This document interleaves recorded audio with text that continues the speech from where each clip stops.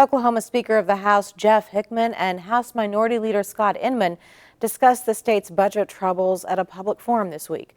The forum, hosted by Oklahoma Watch, titled "The State's Dilemma: Where is the Money?" featured a discussion about Oklahoma's projected shortfall and what that will mean for state services, including public education. Here's more in this ONR Extra. We don't have a revenue problem in Oklahoma. We have a budgeting problem in Oklahoma. Our shortfall last year was $611 million. I think it's likely to be more this year. I think it could be, $700 to $800 million. I'm not ready to and nobody knows at this point. They're all guesses. So for anyone to say it's going to be $1 billion, it's a guess. Could it be? Sure, it could be. But I don't think that I don't think I'm seeing anything right now that would lead me to believe that that's the case. We cut income taxes because those go into effect in January. And the way we're going to make up for those income tax cuts is we're going to cut more money out of OLAP and transportation funding and send it someplace else. We cannot, folks, we cannot continue to cut our way to prosperity. If you want to grow the state of Oklahoma, you got to invest in those core functions of government. That's why businesses want to come here. If you have poor schools, poor roads, poor health care, and poor public safety, companies won't come and they won't fill those jobs, and we'll continue to get what we've always got. The obvious key in Oklahoma to our economy is the oil price.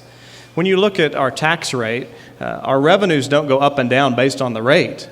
They go up and down based on the economy in Oklahoma. Quite frankly, they go up and down based on the price of oil. Let's just be real honest. Our revenues in Oklahoma really have very little to do with our income tax rate and have everything in the world to do with the price of oil. And so that would be key to get that oil price back to where 10,000 Oklahomans can go back to work at great jobs, creating jobs, creating wealth in Oklahoma, to have an oil price that drives that industry, and rain to support the agriculture industry, all of those things that make the economy work. If we're ever going to fund anything, we're going to turn the state into what we've turned our cities into, and that is you get to stand on a one-legged stool of funding everything with sales tax, which is a horrible way to fund government, roads and bridges, healthcare, public safety, transportation. So if I've learned anything is we've got to stop digging. I don't want to turn around and raise taxes on folks. That's not what I want to do. I want to try to level it out and find a good mixture of a broad-based tax structure that can help fund government the way it's supposed to, not big, overburdensome, and unwieldy, but we've got to fund core functions of government, and we can do that with a broad tax base, not by carving here, give away here, like we're doing right now.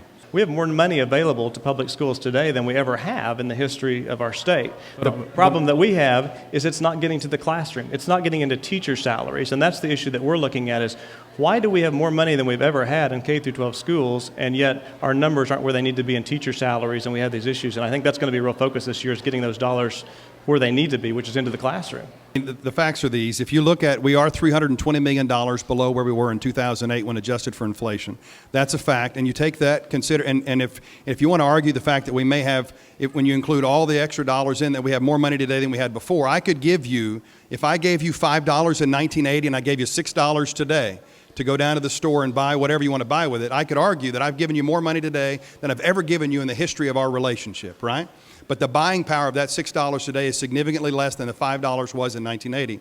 And so what you see is $320 million worth of cuts, in essence, when you adjust for inflation. And you couple that with the fact that we have 50,000 more students in our public education system today than we had when we started in 2008.